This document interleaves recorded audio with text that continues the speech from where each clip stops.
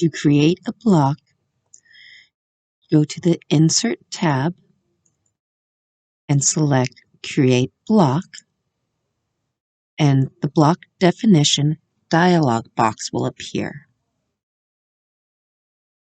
Type in the name that will be your block, the name of your block that you are creating.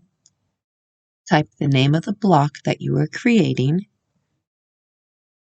shape 1, and the base point or insertion point. When you insert the shape into something, when you insert the shape, what point is the cursor going to be touching on the shape when it's inserted?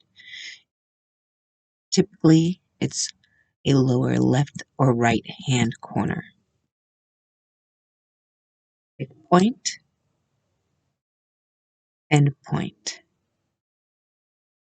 Then select the objects that will be within that block.